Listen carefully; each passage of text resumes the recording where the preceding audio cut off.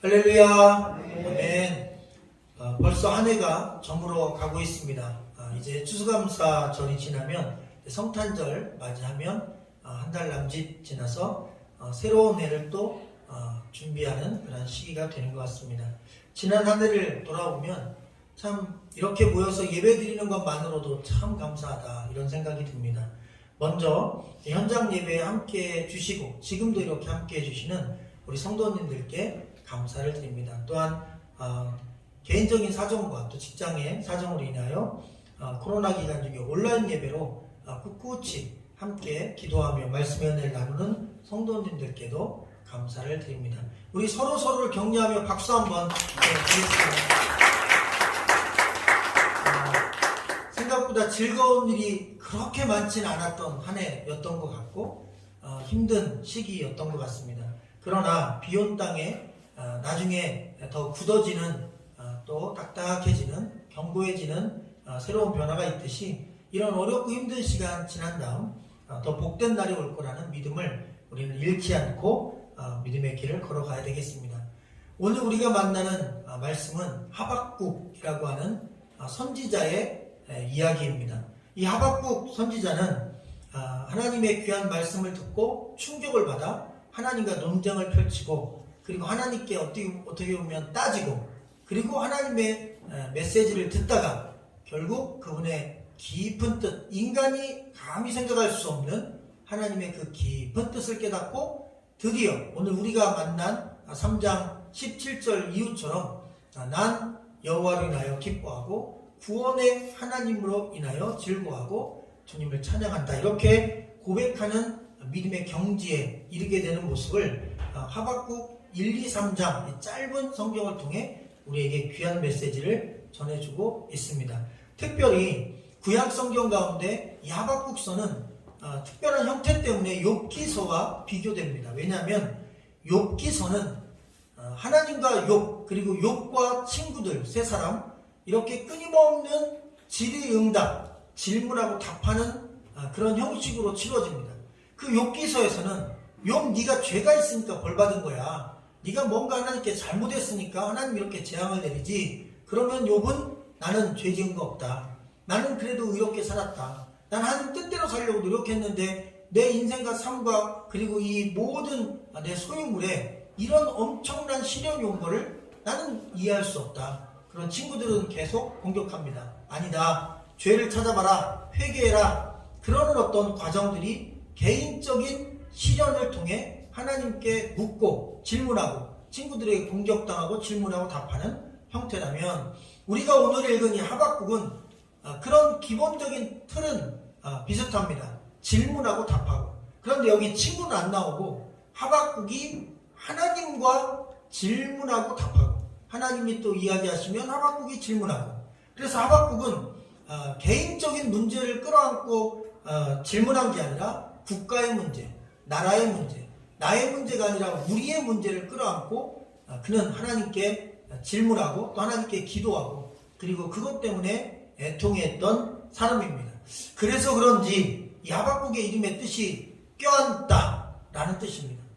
자기 개인의 문제를 껴안는 게 아니라 남의 문제, 우리의 문제, 국가의 문제, 민족의 문제를 껴안는 사람, 하나님의 아픔까지 껴안는 사람.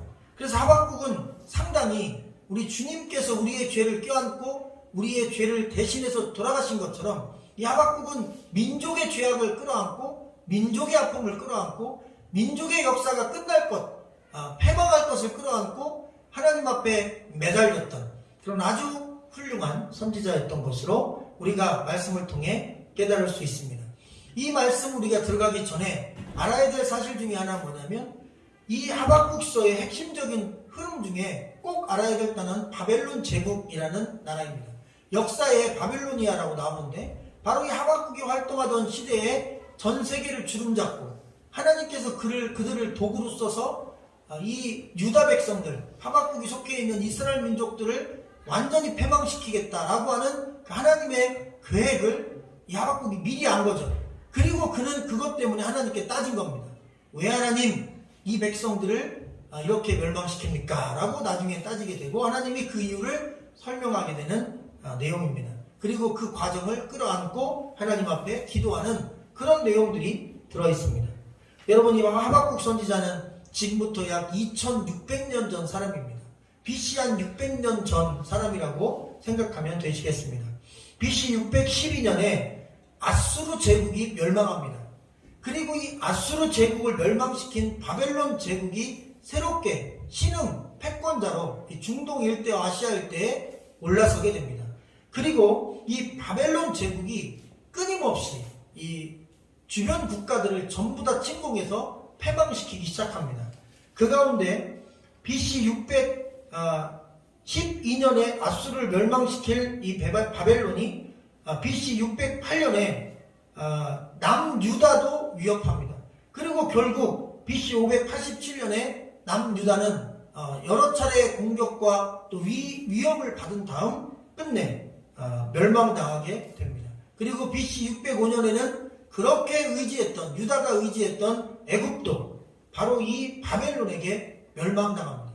그래서 중동 일대가 다 바벨로니아 제국, 바벨론 제국의 땅이 됩니다. 바로 그 시기에 이 남유다에는 여호야김이라고 하는 왕이 있었어요. 그런데 이 왕은 어떤 왕이냐면 자기보다 더 의롭고 착한 하나님 잘 섬기던 동생을 죽이고 그리고 왕이 됐습니다. 그렇게 왕이 된 이후부터 그는 백성들을 늑탈하고 백성들의 소유를 빼앗고 그리고 각종 악행을 저지르고 하나님 보시기에 가장 악한 일들만 일삼았어요. 하나님의 성전은 내팽개쳐 놓고 그리고 우상 숭배에 빠지고 특별히 누구와 친했냐면 이집트와 친했습니다.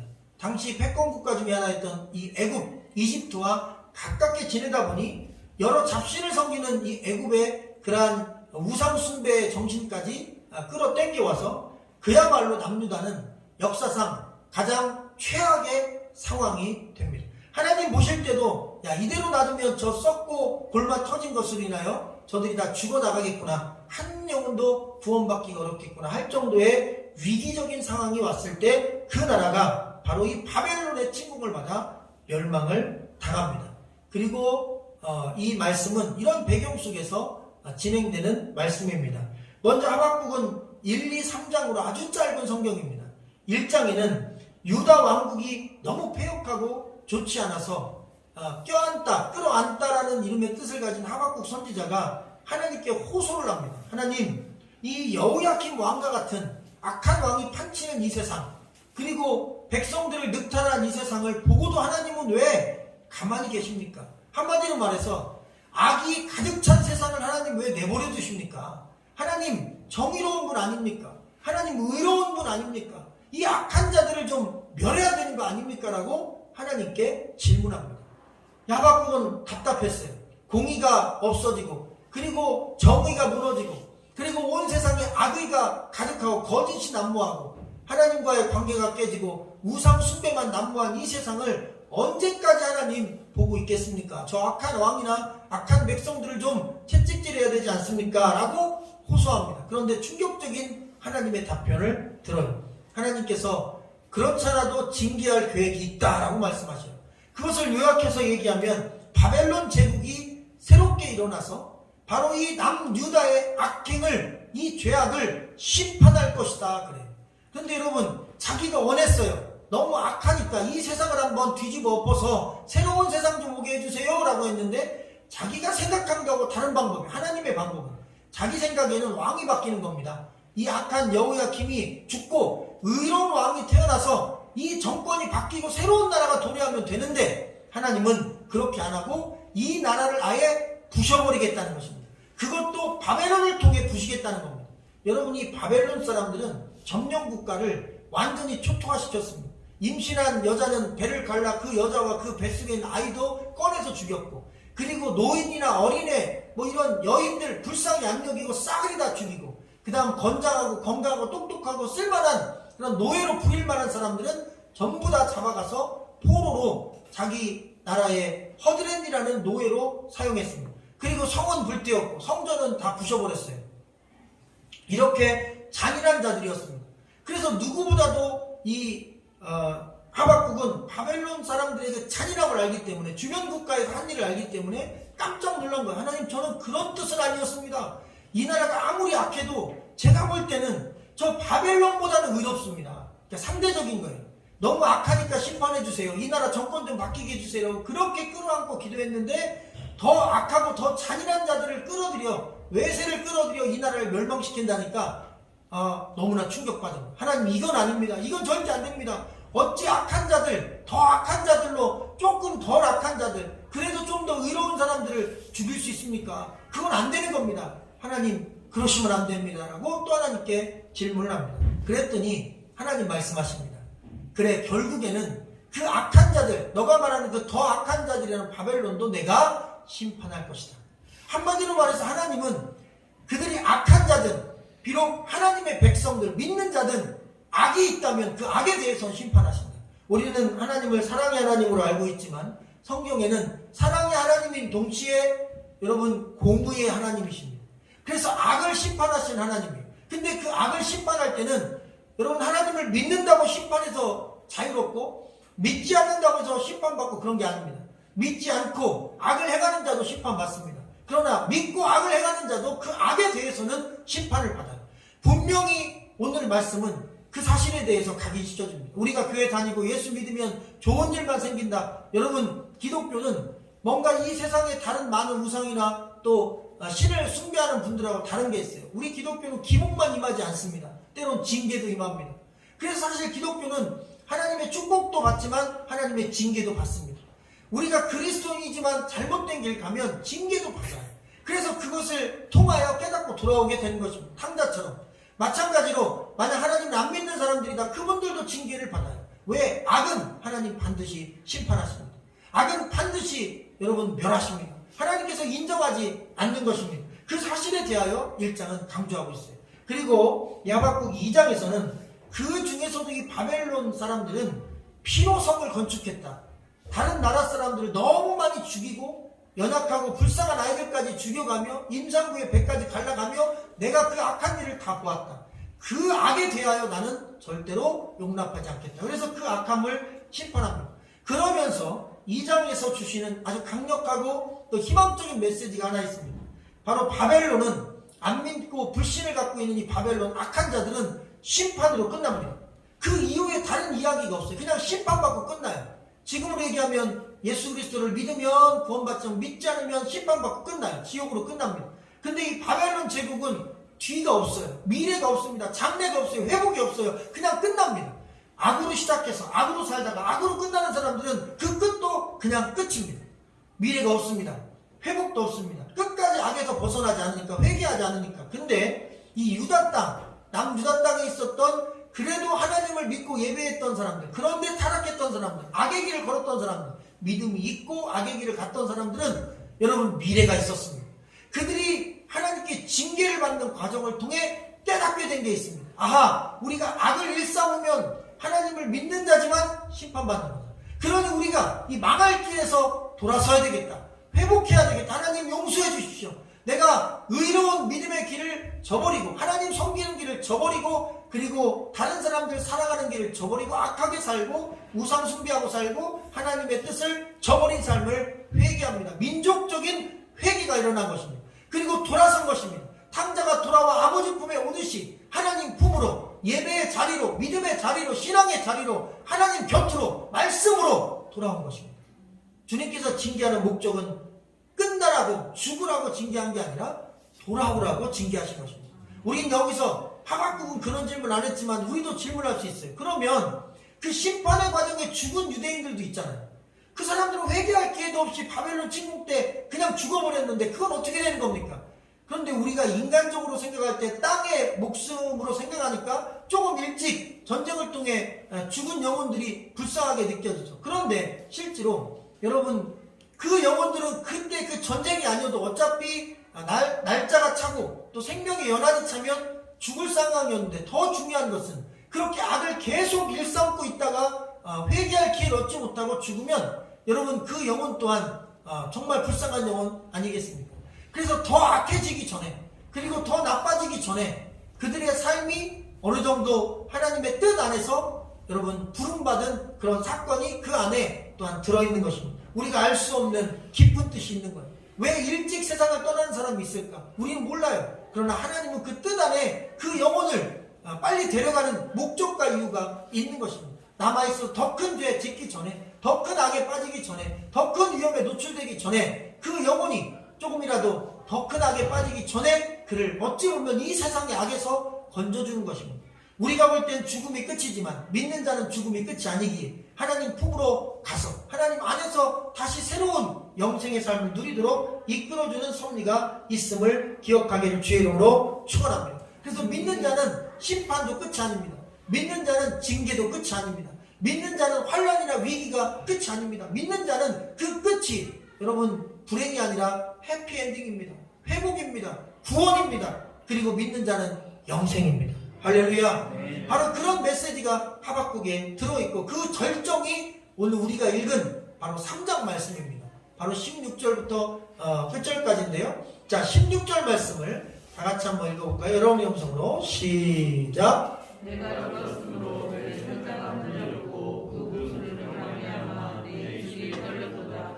우리가 우리를 치러 올라오는 하늘나라를 내가 기다림으로 썩 있는 것이 내 뼈에 들어왔으며 내 몸은 내 젖에서 떨리는도다. 아멘. 그냥 앞쪽에 이 민족이 멸망할 것에 대해서 그가 듣고 공포에 떨었는데 심지어 입술이 떨리고 창자가 흔들렸대요. 여러분 이런 표현은 쉽게 나오는 게 아닙니다. 막 창자가 떨렸다. 몸이 떨린 것도 아니고 내 온몸이 아주 진동하듯 떨렸다. 그 얼마나 무서운 바벨론 제국의 침공과 심판을 그가 환상으로 봤으면 이렇게 떨었겠습니까? 그래서 그렇게 두려웠던 겁니다. 민족의 멸망이 다가옴을 보며 그것을 기다리며 초조하게 탄식하고 절망하고 이제 우리는 끝났구나. 이제 이렇게 되면 우리 어떻게 될까? 우리는 다 완전히 끝났구나. 그리고 하나님의 백성도 죄 지으면 이렇게 망할 수 있구나. 이렇게 심판을 받는 거구나. 교회 다녀도 믿음 생활해도 위기가 올 수 있고 그리고 어려움을 당할 수 있는 거구나. 그러면서 그 어려움과 위기가 너무 크기에 창자가 떨린 거예요. 입술이 떨린 거예요. 말이 나오지 않은 거예요. 망연자실 된 거예요. 그런데 17절 이후는 너무나 이 16절과 대조적입니다. 앞쪽에서 그렇게 창자가 떨릴 정도의 두려움을 느꼈다면 17절에는 딴 사람이 돼서 17절 이후에는 기쁨으로 뛰는 모습을 보게 됩니다. 자, 17절과 18절이 그렇게 묶여있는데 먼저 17절부터 읽고 18절의 기쁨을 나누겠습니다. 17절 시작. 비록 무화과 나무가 무성하지 못하며 포도나무에 열매가 없으며 감람나무에 소출이 없으며 밭에 먹을 것이 없으며 우리의 양이 없으며 외양간에 소가 없을지라도. 이 말씀은 여러분 많은 부분에 있어서 오해가 있습니다. 그래서 보통 이 감사절에 이 설교 많이 하거든요. 그러면서 어떤 방향으로 이게 흘러가냐면 우리 삶 가운데 이렇게 없고 없을지라도 없는 환경이 될지라도 우리가 없다고 원망하지 말고 없는 중에도 기뻐하고 없는 중에도 감사하고 없는 중에도 하나님께 찬양하자. 그런 믿음이 진짜 믿음이다. 이렇게 얘기합니다. 그런데 제가 제 양심에 이 말씀 일주일 묵상하면서 질문을 던져봤어요. 비록 무화과나무가 없고 열매가 없고 포도나무도 열매가 없고 감람나무도 열매가 없고 밭에도 식물에 열매가 없고 우리의 양도 없고 소가 없고 한마디로 생필품이 아무것도 없는 거예요. 여러분 무화과는 당시 유대인들에게 경제적인 부를 축적하는 도구였습니다. 그리고 포도는 물이 귀하고 석회질이 많기 때문에 포도 주스를 물처럼 먹었기 때문에 없으면 죽는 겁니다. 또한 감람나무는 기름을 짜서 음식을 만드니까 이것도 역시 의식주에 가장 필요한 것이고 또 돈이 되고 논밭의 식물은 양식 그 자체고 또한 양은 우유 만들고 치즈 만들고 양가죽, 양털, 옷을 만들어 추위를 피하는 생필품을 만듭니다. 그리고 송아지는 고기 먹고 그 다음 노동력을 제공합니다. 그렇기 때문에 이게 없다는 얘기는 모두 생존의 필수품인데 없다는 얘기는 생존이 완전히 위협당하고 죽을 위기에 처했다는 거예요. 이걸 오늘날로 바꾸면 통장에 돈이 없고 카드도 쓸 수 없고 그리고 내가 가지고 있는 양식도 떨어졌고 가스도 떨어졌고 그리고 온 가족이 다 굶어 죽게 생겼다. 아무것도 없다 라고 하는 내용과 같은 것입니다. 양심상 이 질문을 한번 던져봤어요. 없고 없는데 행복하다, 감사하다, 찬양하며 하나님께 영광 돌릴 수 있겠는가? 없더라고요. 여러분 돈도 없는데 먹을 것도 없고 가족들이 쫄쫄이 굶고 애들은 배고프다고 울고 불고 그런데 하나님 난 여호와로 즐거워하리 난 여호와로 즐거워하리. 저는 그 찬양은 그 상황을 못 부르겠다는 아주 솔직한 고백이 있었어요. 왜? 그건 아니더라고요. 그래서 이 말씀이 뭔가 우리가 오해가 있었다는 것입니다. 없어서 감사한 게 아니라는 사실을 나중에 이 뒷절을 통해서 깨닫게 됐어요. 이 하박국은 없어서 감사한 게 아니에요. 포도가 없고 뭐 열매가 없고 밭에 소출 없고 송아지 없고 양이 없고 그런 없는 것 때문에 감사한 게 아닙니다. 여러분 있는 것 때문에 감사했어요. 자 18절입니다. 18절 말씀 같이 읽어볼까요? 시작. 나는 여호와로 말미암아 즐거워하며 나의 구원의 하나님으로 말미암아 기뻐하리로다. 아멘. 할렐루야. 아멘. 여러분 이런 것입니다. 배를 타고 가다가 풍랑을 만나면 처음에는 그냥 값싼 것들만 버립니다. 배가 가벼울수록 뒤집어지지 않는 원리 때문입니다. 그런데 값싼 걸 버리다가 나중에는 배가 완전히 뒤집어지기 직전이 되면 그때서야 금이든 뭐든 자기 몸 빼놓고 다 버려요. 자기 옷 살짝 걸친 거 빼고 다 버립니다. 아무것도 남기지 않고 먹을 양식부터 생존에 필요한 거 뭐 금은 뭐 할 것 없이 사람 빼고 다 버립니다. 사람 빼고 다 버려요. 여러분 그래서 결국 배 타고 장사하러 먼 다른 나라에 가서 부자 되려고 갔던 이 상인들이 자기가 가지고 있는 엄청난 좋은 극상품의 상품들과 금은보화를 바다에 다 던진 거예요. 그러고도 배가 뒤집혀 죽는 경우가 있는데 간혹 그렇게까지 버리고 나면 그래도 풍랑 중에 살게 되는 경우가 있어요. 그리고 구조됩니다. 그리고 나중에 육지에 가서 자기 가족들을 만납니다. 그리고 가족을 만나면 가족과 함께 포옹하고 그렇게 감사하고 기뻐하며 울어요. 바로 하박국은 이런 기쁨인 것입니다. 내가 가진 건 다 잃었어요. 사실 그거 너무 소중한 거예요. 그게 없으면 안 돼요. 그게 우리 전 재산이에요. 다 없어졌어요. 내게 있는 거, 내 소유한 거 다 없어졌어. 남은 거 딱 하나 남았어요. 뭐요? 생명 남았어요. 목숨 남았어요. 내가 아직 살아있어요. 내가 아직 존재하고 있어요. 그것만으로도 감사한 거예요. 할렐루야. 내가 살아있음에 감사한 거예요. 여러분 그런데 이 하박국은 거기 하나 더입니다. 내가 생존에 있음에 내가 양도 없고 소도 없고 포도도 없고 감람나무 소출도 없고 곡식도 없고 아무것도 없지만 내가 살아있으니 내가 살아있는 이 몸으로 하나님을 찬양할 수 있다. 내 생존 때문에 감사하고 또 하나는 오늘 우리가 읽은 18절 말씀입니다. 여호와 하나님 너무나 저는 놀랍습니다. 제가 이것도 없고 저것도 없고 저것도 없고 이것도 없고 다 없는데 하나님 아직 하나 또 남아있는 게 있어. 제 목숨 말고 하나님을 향한 믿음이 아직 남아있네요. 할렐루야. 여러분 이게 진짜입니다. 다 없는데 그래도 믿음이 남아있어요. 여러분 이 많은 것 중에 양만 없어도 믿음이 없어지는 분이 있어요. 이 많은 것 중에 돈만 없어도 믿음이 사라지는 분이 있어요. 내 인생이 왜 이래? 내 교회 뭐하러 나가? 하나님 뭐하러 믿어? 그런 경우가 있어요. 이런 것 중에 건강 하나만 없어져도 하나님 등 돌리는 경우 있어요. 여러분 내 자녀가 조금만 뭐가 문제가 있고 성적이 떨어져도 그것만 가지고도 원망하는 게 내가 얼마나 절실하게 기도하고 작정 기도했는데 대학에 떨어져 그것 때문에 또 하나님 떠나는 경우가 있어요. 여러분 수없이 많이 봤어요. 여러분 내 삶 속에 있는 상황 때문에 믿음을 저버리는 경우 그러면 그분 안에 있는 그 믿음이 진짜였냐? 아니었다는 것입니다. 하박국은 안 것이에요. 자기 안에 진짜 믿음이 있었다는 사실을 그때야 깨달은 거예요.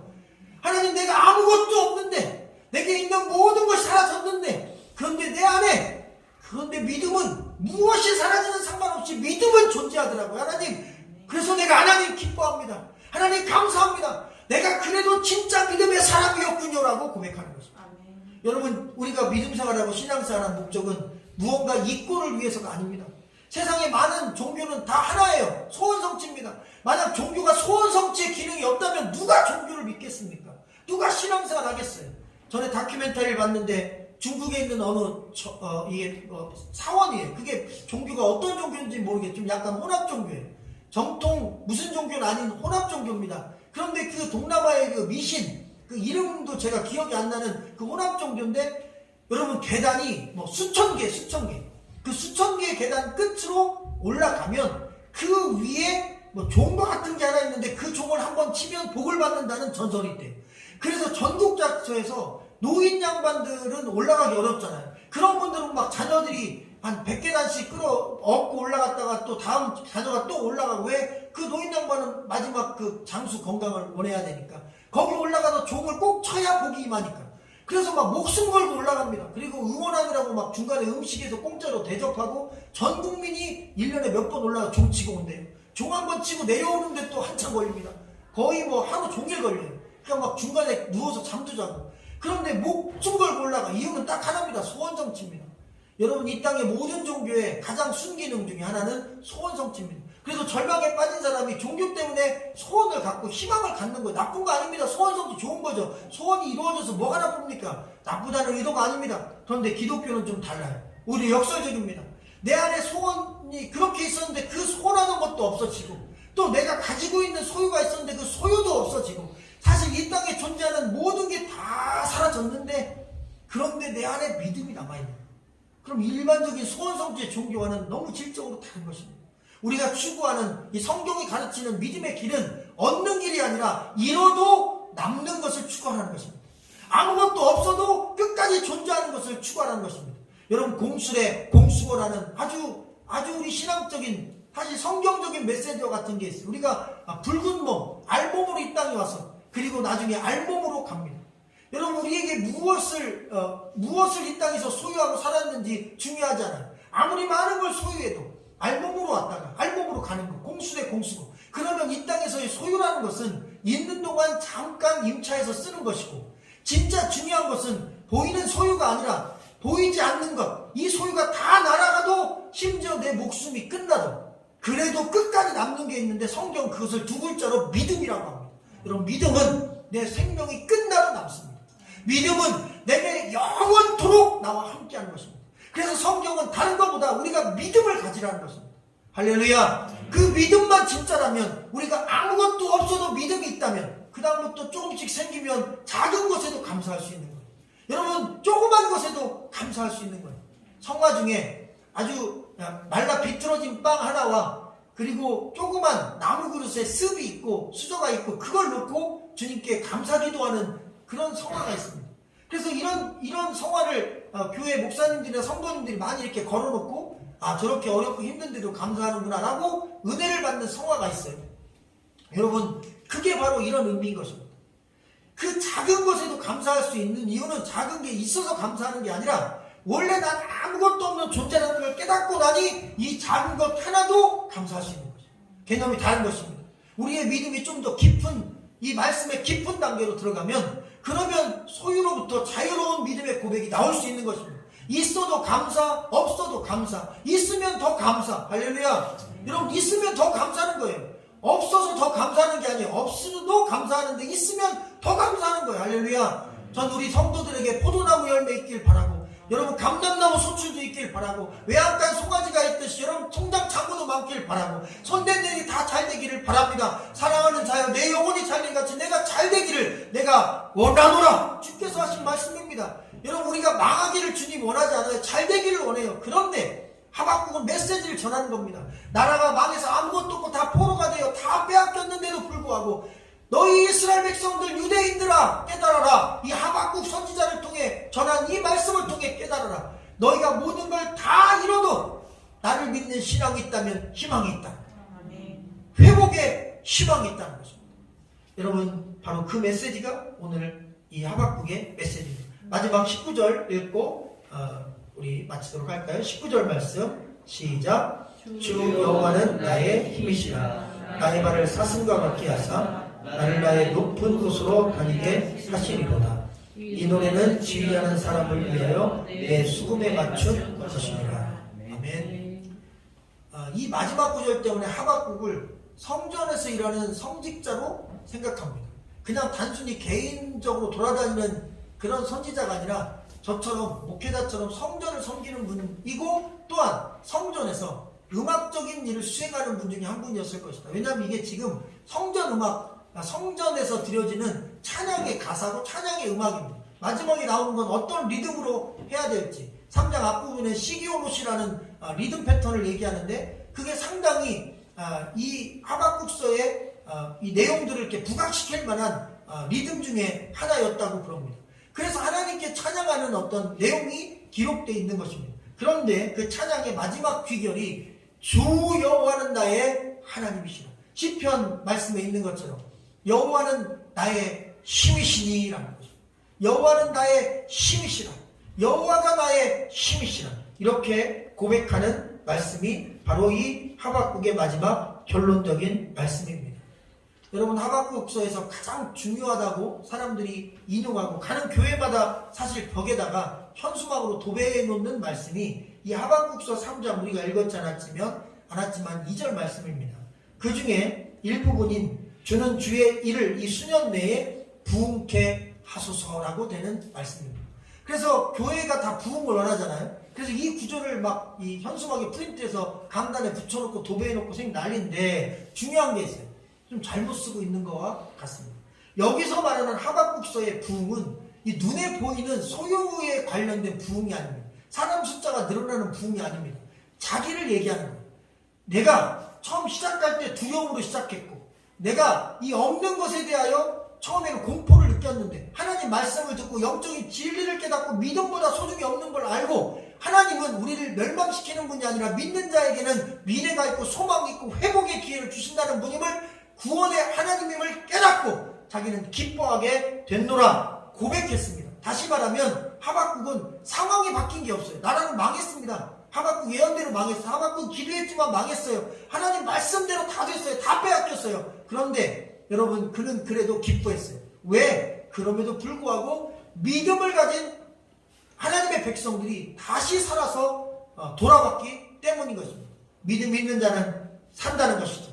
그래서 믿는 자는 근심이 바뀌어서 예배가 되고 비통이 바뀌어 경배가 되고 두려움이 바뀌어 믿음이 되고 공포가 바뀌어 신뢰가 되고 절망이 바뀌어 희망이 되고 슬픔이 바뀌어 기쁨이 되노라 이렇게 고백하는 말씀입니다. 그래서 여기서 부흥은 외적인 변화가 아니라 마음의 변화인 것입니다. 바로 절망이 바뀌었습니다. 희망으로 슬픔이 기쁨으로 바뀌었습니다. 환경은 그대로인데 마음이 바뀌는 거예요. 여러분 우리가 기도드리면 환경은 금방 안 바뀝니다. 그건 때가 돼야 바뀌어요. 그런데 하나님이 주신 큰 은혜는 뭐냐면 환경보다 먼저 앞서서 마음을 바꿔주십니다. 그게 바로 부흥입니다. 하박국의 부흥입니다. 우리 교회와 성도들에게 이런 부흥이 있기를 소망합니다. 마음의 변화가 있기를 소망합니다. 지금 올 한 해 또 2년 동안 우리가 얼마나 없는 게 많습니까? 품귀현상. 여러분 우리 주변에 참 내 삶 가운데 없어진 게 얼마나 많습니까? 이제 조금씩 자유로움들을 회복하고 있는데 이 작은 회복에도 우리 기뻐하고 이 작은 것에도 감사하며 원래 나는 아무것도 없는 인생이고 빈손으로 왔다 빈손으로 가는 거지만 우리가 끝까지 이 땅에 살아가면서 놓치지 말아야 될 것 그리고 없어지지 않는 것을 추구해야 되는데 그게 바로 믿음이다. 그 믿음 있는 자는 내적인 변화를 경험하고 부흥을 맛보게 된다는 하나님의 말씀이었습니다. 기도하겠습니다.